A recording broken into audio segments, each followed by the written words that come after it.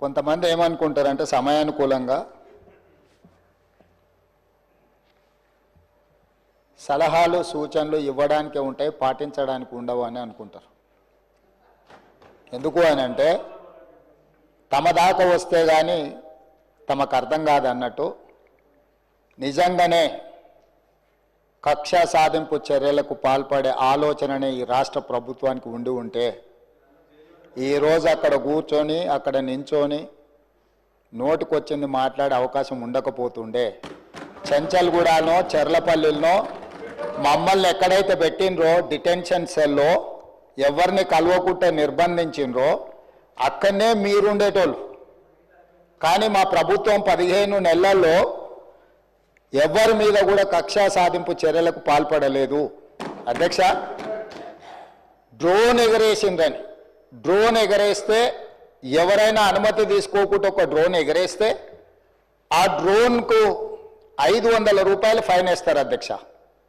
కానీ పార్లమెంట్ సభ్యుడిగా Congress party working ప్రెసిడెంట్గా నన్ను అరెస్టు చేసి జైలుకు పంపించి మామూలుగా దానికి 500 రూపాయల ఫైన్ ఉంటే బిలో 7 years ఉంటే రిమాండ్కే పంపరు, పోలీస్ స్టేషన్ బెయిల్ ఇవ్వాలి.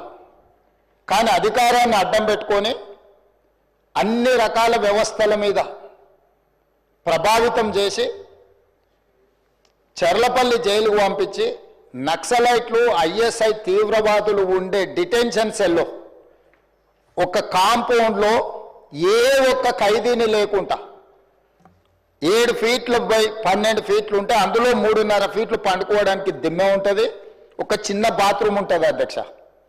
16 రోజులు డిటెన్షన్ సెల్లో ఒక్క మనిషిని చూడకుండా నన్ను నిర్బంధించిన ఆ కోపాన్ని దిగమింగుకొని రాష్ట్ర ప్రయోజనాల కోసం ఈరోజు పనిచేస్తున్నా అధ్యక్ష.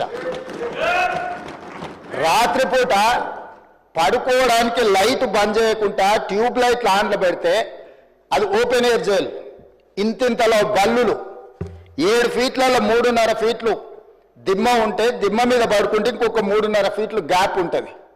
లైట్లు బంద్ చేయకుండా లైట్లు ఓపెన్ పెడితే అధ్యక్ష ఇంతింతలో బల్లులు 20-30 పైన ట్యూబ్ లైట్ ముందు పురుగులు తిరుగుతుంటే అది ఓపెన్ ఎయిర్ జైలు కాబట్టి పురుగులు వస్తే పురుగులను తినడానికి బల్లులు పరిగెత్తుతుంటే ఏ ఒక్క రోజు రాత్రి కూడా పడుకోకుండా మేల్కతో కూర్చున్న అధ్యక్ష. బయట కానిస్టేబుల్ లైట్ బంద్ చేయవా పడుకుంటా అంటే లేదు సార్ పైనుంచి ఆదేశాలు ఉన్నాయి, ఆ ట్యూబ్ లైట్లు బంద్ చేస్తే మీరు పడుకుంటారు కాబట్టి ట్యూబ్ లైట్లు ఆన్లోనే పెట్టమని. ఆ ట్యూబ్ లైట్ స్విచ్ బయట ఉంటుంది అధ్యక్ష, లోపల ఉండదు. ఆ చిన్న బాత్రూమ్ చిన్నది, కూర్చుంటే బయటకు కనిపించేటట్లు ఉంటుంది అధ్యక్ష.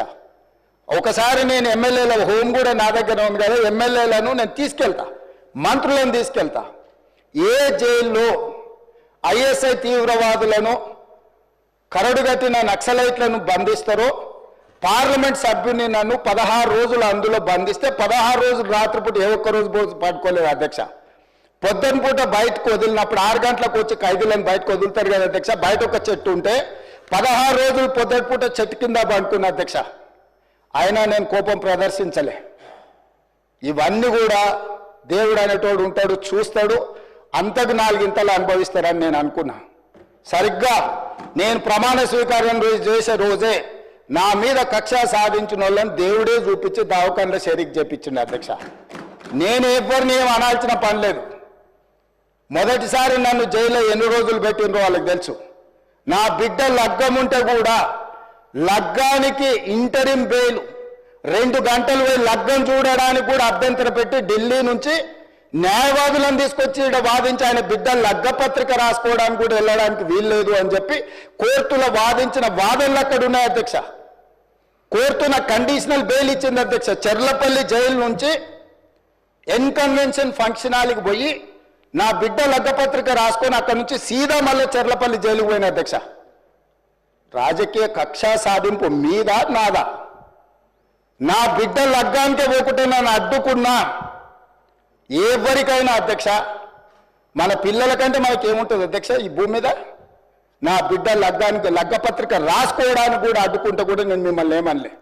నేను పార్లమెంట్ సభ్యుడిగా ఉంటే, పార్టీ వర్కింగ్ ప్రెసిడెంట్గా ఉంటే ఎవరో జర్నలిస్టు డ్రోన్ ఎగరేసి వాళ్ళ విలాసవంతమైన బంగ్లాల వివరాలు తీసుకొచ్చి నాకు అందిస్తే వాటిని పత్రికలకు విడుదల చేసిన పాపానికి నన్ను అక్రమ కేసులు పెట్టి అదే చెర్లపల్లి జైల్లో డిటెన్షన్ సెల్లో పెట్టారు అధ్యక్ష.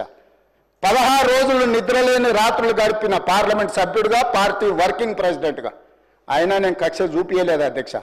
నిజంగానే నేను కక్ష చూపించదలుచుకుంటే మీ కుటుంబంలో ఒక్కరు కూడా బయట ఉండరు అధ్యక్ష. అందరు చెర్లపల్లినే నేను ఎలా ఎన్నికల ముందు చెప్పినట్టు మీకు డబుల్ బెడ్రూమ్ ఇల్లు మీరు పేదలకు కట్టియలే, మీ గ్యారంటీ కట్టిస్తే మీ కుటుంబానికి డబుల్ బెడ్రూమ్ ఇల్లు అని చెప్పుంటే అధ్యక్ష. ఎన్నికల హామీలు అమలు చేయలేదంటుంది కదా అధ్యక్ష. ఎన్నికలప్పుడు ఈ హామీ కూడా ఇచ్చిన. ఆ కుటుంబానికి చెర్లపల్లి జైల్లో డబుల్ బెడ్రూమ్ కట్టిస్తా, కొడుకు కోడలు అల్లుడు బిడ్డ ఉంటే వేరే వేరే ఎందుకుంటారు, అందరినీ కలిసి ఒకటే దగ్గర ఉండేటట్టు కట్టిస్తాను. కానీ ఆ హామీ కూడా నేను అమలు చేయలే. ఎందుకంటే నేను విఘ్నత ప్రదర్శించాలనుకున్నా. ఈ అధికారం ప్రజలు ఇచ్చింది ప్రజల సంక్షేమం కోసం, తెలంగాణ రాష్ట్ర అభివృద్ధి కోసం, పారదర్శకమైన పరిపాలన అందించడం కోసం నాకు అధికారం ఇచ్చిండ్రు. ప్రజలు ఇంత పెద్ద అధికారాన్ని, ఇంత పెద్ద బాధ్యతను ఈ వయసులో నాకు అప్పచెప్పింది నా కోపం కోసమో, లేకపోతే నన్ను నా పట్ల వాళ్ళు వ్యవహరించిన విధంగానే వాళ్ళ పట్ల నేను వ్యవహరించడానికి ప్రజలు నాకు అధికారం ఇవ్వలేదని విచక్షణను ఉపయోగించి ఈరోజు కూడా వాళ్ళ మీద ఇంతవరకు అక్రమ కేసులు పెట్టలేదు అధ్యక్ష. కానీ సొంత పార్టీ ఆఫీసులో కూలీ మనుషులను తెప్పించి రికార్డ్ చేయించి పచ్చి బూతులు మీరు తిట్టిస్తే కూడా చెంపలు వలగొట్టేంత శక్తి ఉన్న సంవయనంతో ఊరుకున్న అధ్యక్ష. ఎవరైనా బజార్లో ఏదైనా మాట్లాడితే మాట్లాడిన దాన్ని కూడా సెన్సర్ చేస్తాం. బూతులు మాట్లాడినప్పుడు ఒక బీప్ పెడతాం అధ్యక్ష, టెలికాస్ట్ చేయొద్దని. కూలీ పైసలు ఇచ్చి కిరాయి మనుషులను పెట్టించి మీరు పచ్చి బూతులు మాట్లాడిచ్చినా నేను ఏమాత్రం కూడా కక్ష సాధింపు చర్యలకు పాల్పడలేదు అధ్యక్ష.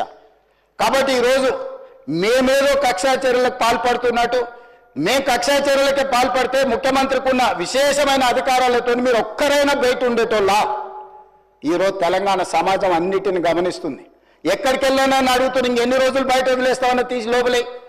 అసలు నువ్వు లోపలేస్తావనే కదా నీకు ముఖ్యమంత్రి పదవి చేసింది, నువ్వెందుకు ఇట్లా సమయం పాటిస్తున్నావు లోపలేయమంటే కూడా నేను ఏ రోజు కూడా అటువైపు పోయలేదు అధ్యక్ష.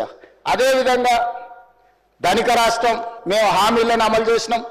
ఇక మేము సత్యహరిచంద్రుడు కూడా మమ్మల్ని చూసే నేర్చుకోవాలి, ఆయన కూడా మమ్మల్ని ఆదర్శంగా తీసుకోవాలి. ఇట్లాంటి మాటలు మాట్లాడుతుంటే పర్వాలేదు, వాళ్ళ గొప్పతనాలు వాళ్ళు చెప్పుకుంటే నా ఇప్పు నువ్వు గోకు, నీ ఇప్పు నేను గోకుతా అనే పాలసీలో వాళ్ళ గురించి వాళ్ళు గొప్పలు చెప్పుకుంటా అంటే నాకు అభ్యంతరం లేదు. కానీ ఒకటి రెండు విషయాలు, తెలంగాణ సమాజం వ్యవసాయ కూలీలు, వ్యవసాయ రైతులు, వ్యవసాయం మీదనే ఆధారపడ్డ ప్రజలు తెలంగాణలో దాదాపు